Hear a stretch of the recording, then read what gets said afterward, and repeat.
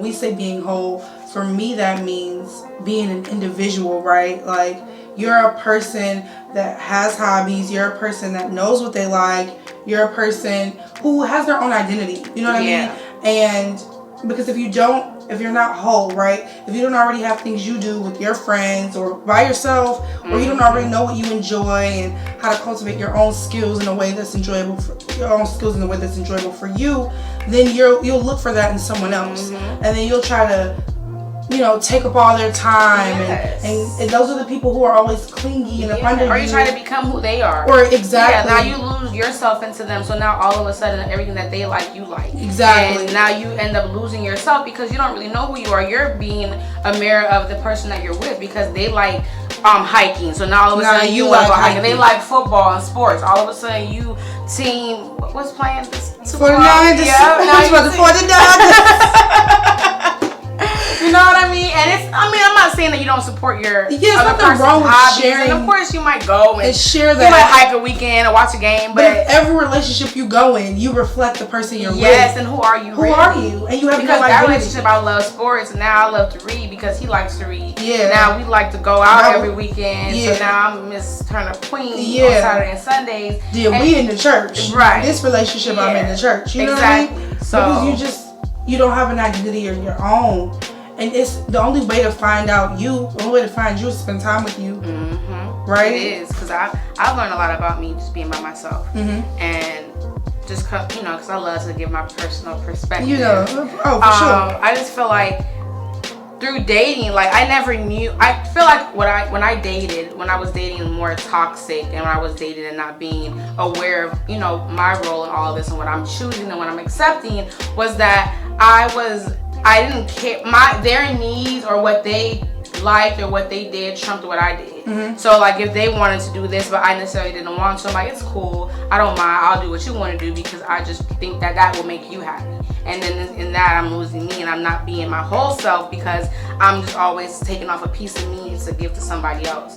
And you can't always shed who you are to please and accommodate another person, even if it's not an intentional thing, even if they're not doing it to make you change. Sometimes people just you don't want them to look at you in a way that, oh, we're not in sync, or you don't like what I like, so now I'm gonna like stop being who I am because being who you are is more important, or that's kind of how it equated to, and not even realizing that you're conscious of these, but then you look back and like, hey, I haven't done anything that I wanted to do in a long time because I'm over here worrying about you and making sure you're good because you don't want to change who you are for me, or you don't want to do the things that I want to do. So it's always like this, up and down, or someone's taking more than the other person.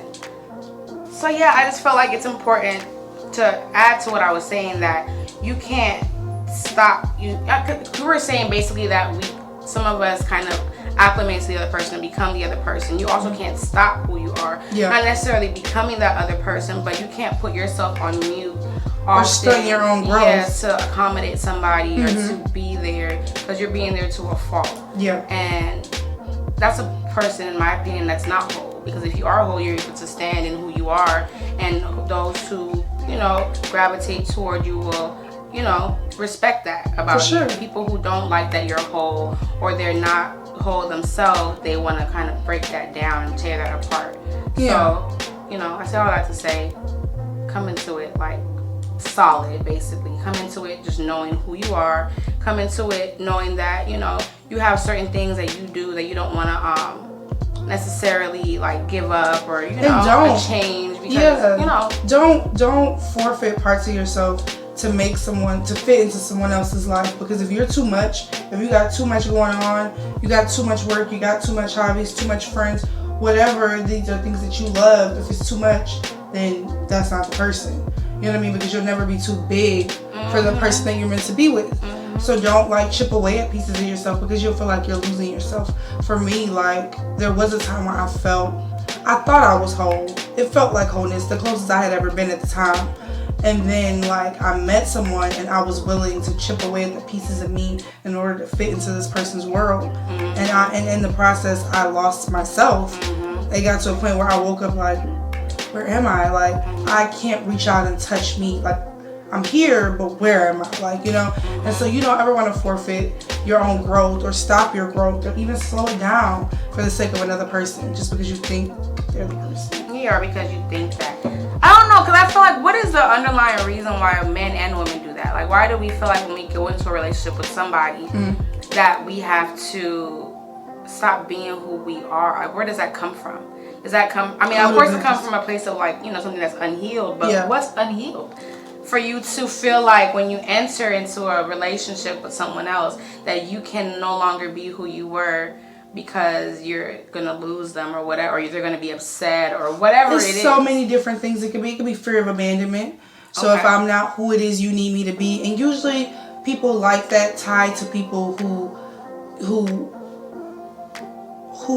make them feel that way even more. Right. You know what I mean? So like you'll gravitate to someone who also was like, oh, you want to do this, then, you know, just go. And they find ways to push you away. So for you to pull them closer, you have to do what they say, basically. You play into the, you know, the whole scenario. And then